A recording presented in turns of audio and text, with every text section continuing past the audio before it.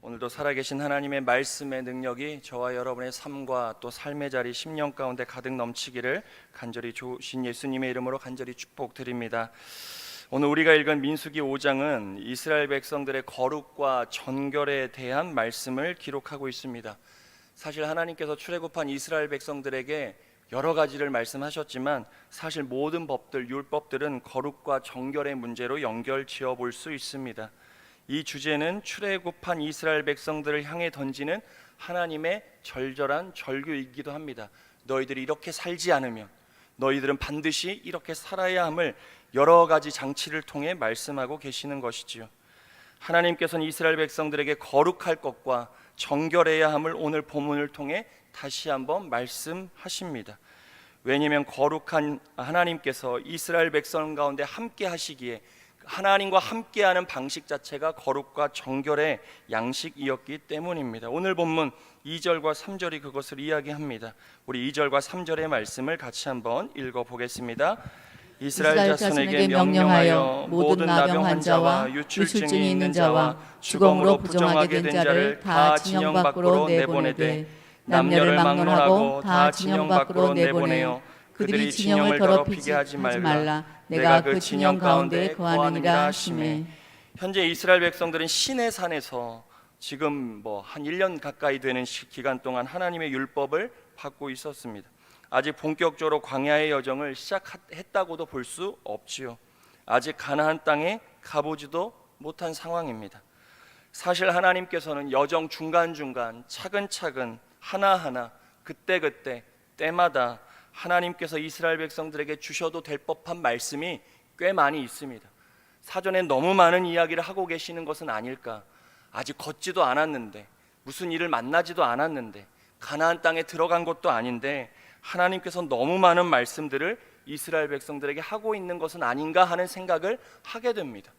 그들의 머리 가운데 이 말씀이 진짜 들어왔을까? 마음의 준비도 되어 있지 않고 무언가를 경험해 보지도 않는 그들에게 효과적이지도 않을 것 같은데 하나님께서는 시내산에서 그들에게 거룩과 정결한 말씀을 끊임없이 내뱉고 있습니다. 아직 일어나지도 않은 일에 대해 미리 사전에 왜 이렇게 많은 말씀을 하나님께서는 하셔야만 하는 것일까? 그리고 그 중에서도 거룩과 정결에 대해 왜 이토록 강조하고 계시는 것일까 하는 생각을 개인적으로 해보게 되더라는 것입니다. 사랑하는 여러분, 하나님께서는 애굽에서 노예로 살아가던 이스라엘 백성들의 삶을 편안하게 좀 만들어주고자 그들을 출애굽하시지 않았습니다. 그들의 삶의 형편을 조금 더 나은 곳으로 옮기고자 그들의 땅을 애굽에서 가나안으로 좀 변경시켜 주시고자 그들을 출애굽해 주시지 않으셨다는 겁니다. 저와 여러분을 하나님께서 구원해 주신 데에는 그만한 이유가 있다는 것이지요. 하나님께서는 이스라엘 백성들이 광야에서 하나님만을 온전히 섬기는 자로 이스라엘 백성들을 세우시기 위해 출애굽하셨습니다. 다른 목적이 있지 않았습니다. 애굽 가운데 10가지의 재앙을 베푸시며 그들을 구원해 내셔야 하는 하나님의 이유는 광야에서 하나님을 섬길 자로 세우셔야 했기 때문에 그들을 구원해 내신 겁니다. 다시 말해 하나님께서 이스라엘 백성들의 삶에 구원을 베풀어 주신 유일한 이유는 이들의 삶의 상황을 바꿔주시기 위함이 아니라 이들의 존재의 양식을 바꿔주시기 위함이었습니다. 애굽에서 바로가 만들어 놓은 우상을 섬기며 헛된 것을 섬기며 살아가는 존재가 아니라 천지를 창조하신 살아계신 하나님만을 섬기는 존재로 만들어내시기 위해 그 삶을 살게 하시기 위해 그들을 출애굽시키셨더라는 겁니다. 우리의 구원도 마찬가지죠. 우리의 삶의 상황이 내 눈에 보이기에 좀 나은 방향으로 바뀌는 것, 이런 집에 살다 저런 집에 살고 이런 경험을 하고 저런 경험을 하기 위해 하나님을 우리가 믿는 것이 아니라 우리의 존재의 양식이 바뀌는 것이 구원입니다. 우리가 구원받을 때 그 경험을 한 것이죠. 이젠 세상 의지하지 않고 하나님만을 의지하며 살겠습니다. 내 인생의 주인은 세상이 아니라 나를 창조하신 하나님입니다. 하나님만을 바라보며 살겠습니다. 그것이 우리를 구원해 주신 하나님의 마음이고 출애굽시키신 이스라엘 백성들을 향한 하나님의 마음이셨습니다. 결국 이스라엘 백성들의 광야 여정은 이들의 존재의 양식, 하나님만을 의지하게 만드는 훈련의 장소였고 그것을 온몸으로 익히는 거룩한 땅이었지요. 그들을 힘들게 만드시고자 광야의 여정을 주신 게 아니라 그 여정을 통하여 하나님만을 바라보게 하시는 그런 장소가 광야였습니다. 가나안 땅에 들어가기 위해 그저 잠깐 통과해야 하는 관문이 아니지요. 축복을 위해 고난의 관문을 통과하는 그 정도가 아닙니다. 고난을 통해 우리가 하나님을 바라지 않으면, 삶의 상황 가운데 우리가 하나님만을 의지하지 않으면 가나안 땅은 결코 축복이 될 수가 없는 거죠. 광야에서 이들의 존재가 온전히 바뀌지 않으면, 광야에서 하나님만을 바라보는 온전한 존재가 되지 않으면 가나안은 축복의 땅이 아니라 절망의 땅이 되는 것입니다. 이러한 이유로 하나님께서는 광야의 여정을 본격적으로 시작하기 전 이스라엘 백성들을 향해 거룩해야 한다, 너희들이 정결해야 함을 끊임없이 강조하고 계시는 것입니다. 성막을 짓게 하시며 너희들이 거룩의 문제를 목숨 걸고 지켜야 한다는 것을 말씀해 주시지요. 구름이 떠올라 움직이게 하시는 것도, 불기둥을 주시는 것도, 수없이 많은 기적, 매일 아침 만나를 바라보면서도 그들은 거룩과 정결의 문제에 내가 어떠한 존재인지를 깨달아야 했던 것입니다. 사랑하는 여러분, 오늘 본문의 말씀을 통해 광야와 같은 인생 가운데 우리가 반드시 지켜야 하는 거룩과 정결의 과제를 온전하게 감당하기로 다시 한번 결단하는 저와 여러분의 삶이 되시기를 간절히 축복드립니다. 거룩과 정결은 우리가 마땅히 지켜야 하는 어떤 의무조항이 아니라 우리의 존재의 양식이다. 주님과 함께하기 위한 우리의 존재의 양식이라는 것을 꼭 기억하시고 주어진 삶에서 거룩과 정결함을 유지해가는 저와 여러분 되시기를 간절히 축복드립니다. 그렇다면 어떻게 우리가 거룩과 정결의 문제를 잘 감당할 수 있을까? 오늘 전반부의 말씀에서 몇 가지를 우리에게 이야기하고 있습니다. 우리 4절의 말씀을 같이 함께 보도록 하겠습니다. 4절의 말씀 같이 보겠습니다. 이스라엘 자손이 그같이 행하여 그들을 진영 밖으로 내보냈으니 곧 여호와께서 모세에게 이르신 대로 이스라엘 자손이 행하였더라. 이스라엘 백성들은 나병 환자와 유출증이 있는 자와 죽음을 부정한 것으로 여기며 자신의 진영 안에 함께 두지 않았습니다. 부정한 병이 확인되는 즉시 진영 밖으로 내보냈지요. 여기에는 결코 타협이 있을 수가 없었습니다. 개인적인 감정에 이끌려 고민하거나 지체할 수가 없었다는 것이죠. 생각해 보시기 바랍니다. 나병 환자와 유출증 환자 중에 자신의 피부치인 가족 왜 없었겠습니까? 가까운 지인도 있었겠지요. 하루라도 더 함께하고 싶은 마음에 같이 하고자 하는 개인적 감정이 있었을 수 있습니다. 하지만 이스라엘 백성들은 부정한 병이 확인되면 그 즉시 자신의 진영 안에 두는 것이 아니라 철저하게 분리시켰습니다. 그렇게 이스라엘 백성들은 자신들의 거룩과 정결의 문제를 자신의 눈앞에서 삶에서 지켜내어야 했던 것이죠. 하나님이 그런 율법도 주셨습니다.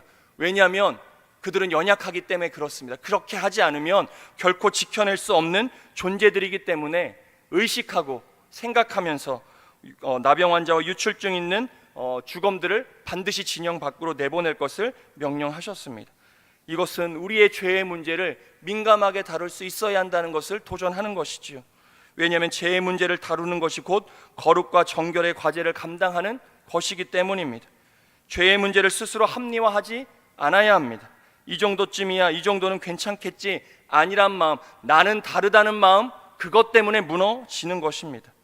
솔직한 말로 우리의 죄의 문제 앞에서 눈 한번 감는다고 하여 우리의 삶이 갑자기 나빠지는 것 솔직히 아닙니다. 그러다 보니 성도 가운데 죄와 타협하는 일이 잦아지는 경우가 많습니다. 괜찮다는 착각을 하게 되는 경우도 많습니다. 뭘 그런 걸 가지고 이런 마음 먹을 때가 있지요. 하지만 그렇게 조금씩 죄의 문제와 타협하다 보면 우리는 연약하게 존재의 양식이 바뀝니다. 안 그럴 것 같지만 그렇게 되게 되어 있습니다.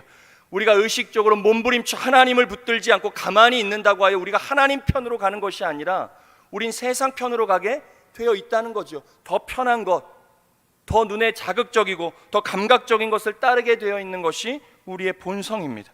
그러니 나병 환자, 유출증 환자 같이 둘 수가 없지요. 금방 부정해지기 때문에 하나님께서는 그런 율법을 주시며 철저하게 지키게 하셨던 겁니다. 하나님 없이도 살 수 있을 것 같고 죄악이 더 이상 나의 삶에 불편하게 여겨지지 않게 되더라는 것입니다. 내버려 두면 그렇게 됩니다. 그렇게 조금씩 성도의 삶에 위기가 찾아오게 되는 것이지요. 사랑하는 여러분, 저와 여러분의 삶의 진짜 위기는 늘 말씀드리지만 육적인 문제에서 오는 것이 아니라 영적인 문제에서 주어진다는 것을 꼭 기억하시고 거룩과 정결의 문제 앞에 몸부림쳐 지켜가는 저와 여러분의 삶이 되시기를 간절히 축복드립니다. 영적인 존재로 창조하셨습니다. 그러니 사람이 떡으로만 살 것이 아니요 하나님의 입에서 나오는 모든 말씀, 하나님의 영으로 살아가야 한다는 것도 우리에게 말씀하시지요. 죄의 문제를 민감하게 다루므로 거룩과 정결의 과제를 온전하게 감당해내는 저와 여러분, 영적으로 깨어 죄는 우리가 철저하게 부정하고 멀리하고 하나님 편에서 우리의 삶을 세워가는 은혜가 있기를 간절히 축복드립니다. 우리 7절과 8절의 말씀도 같이 한번 보도록 하겠습니다. 7절, 8절의 말씀입니다. 그 지은 죄를 자복하고 그 죄의 값을 온전하게 합되 5분의 1을 더하여 그가 죄를 지었던 그 사람에게 돌려줄 것이요 만일 죄값을 받을 만한 친척이 없으면 그 죄값을 여호와께 드려 제사장에게로 돌릴 것이니 이는 그를 위하여 속죄할 속죄의 순양과 함께 돌릴 것이니라. 이스라엘 백성들은 하나님으로부터 죄의 용서를 받기 위해 자신의 죄를 반드시 자복하고 그에 대한 보상을 해야 했습니다. 이것이 굉장히 중요합니다. 자복에서 끝나는 것이 아니라 보상해야 했습니다. 구체적인 대상이 있을 시 자신의 죄의 값에 5분의 1을 더하여 보상해야 했고, 대상이 분명하지 않을 시에는 그 값을 하나님 앞에 치러야 했습니다. 그 치러진 값은 제사장의 몫이 되었지요. 이것이 이스라엘 백성들이 하나님 앞에 거룩과 정결을 지켜가는 중요한 방법 중에 하나였습니다.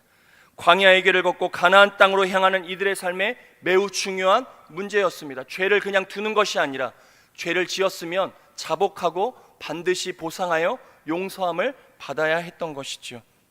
사랑하는 여러분, 하나님께서는 저와 여러분의 죄를 용서하기 위해 독생자 예수 그리스도를 이 땅에 보내주셨습니다. 예수님의 죽음으로 저와 여러분의 죄의 값을 치러주셨지요. 자복한다 끝나는 것이 아니라 죄는 반드시 보상해야 되는데 우리 편에 보상할 길이 없고 갚을 수가 없어 예수 그리스도의 보혈의 피로 그 값이 치러진 겁니다. 감히 갚을 수 없는 이 엄청난 은혜를 매일의 삶에 우리가 거저받고 살고 있는 것이죠. 갚을 수 없는 것을 매일같이 예수 그리스도를 통하여 갚아가는 삶을 살아내고 있습니다. 하나님의 한량없는 은혜를 기억하고 그 은혜의 값을 치르며 주어진 삶을 살아가는 게 오늘 우리가 하나님 앞에 할 수 있는 일이라는 것이죠. 은혜를 기억하고 그 은혜의 값을 알고 살아갈 수 있어야 한다는 겁니다. 하나님의 한량없는 은혜가 깨달아지면 갚을 수 없는 것을 하나님의 갚아주심으로 우리의 죄가 용서받았다는 것이 깨달아지면 우리가 어찌 죄의 길에 들어설 수 있겠습니까? 여기서 말하는 죄는 도덕적, 윤리적 죄만을 이야기하는 것이 아닙니다. 그런 차원의 죄가 아니지요. 세상의 자리, 욕심과 탐욕의 자리, 분쟁과 분열의 자리, 다툼과 시기의 자리, 어떻게 하나님의 은혜를 아는 자가 서 있을 수 있겠냐 하는 말입니다. 자연스레 거룩과 정결의 삶을 살아갈 수밖에 없지요. 은혜가 깨달아지면 우리가 그 삶을 살아가게 되는 겁니다. 사랑하는 여러분, 하나님의 말씀, 특별히 거룩과 정결에 관한 하나님의 말씀은 우리가 의지적으로 지킬 수 있는 것이 아닙니다. 해야지 나의 노력으로 되는 것도 아닙니다. 하나님의 은혜가 깨달아져야 그 삶을 살아낼 수 있는 겁니다. 십자가의 은혜, 감히 갚을 수 없는 나의 죄의 값을 예수 그리스도가 담당하여 지불해 주셨다는 그 놀라운 은혜가 깨달아지지 않으면 거룩과 정결의 문제, 광야의 여정 우리에게 쉽지 않을 수 있다는 겁니다. 이 은혜가 이 새벽 우리 모두에게 깨달아지기를 간절히 축복드립니다. 이 자리가 그 은혜를 깨닫는 자리, 그렇게 한날의 삶을 시작하는 거룩하고 정결한 자리가 되시기를 간절히 축복드립니다. 오늘도 하나님의 은혜에 감사하시고 그 은혜를 깨달아 내게 주어진 삶의 모든 영역에서 거룩과 정결의 문제를 지켜감으로 가나안까지 인도하시는 하나님과 동행하며 살아가는 저와 여러분의 복된 한날의 삶이 되어지시기를 좋으신 예수님의 이름으로 간절히 축원드립니다. 함께 기도하겠습니다.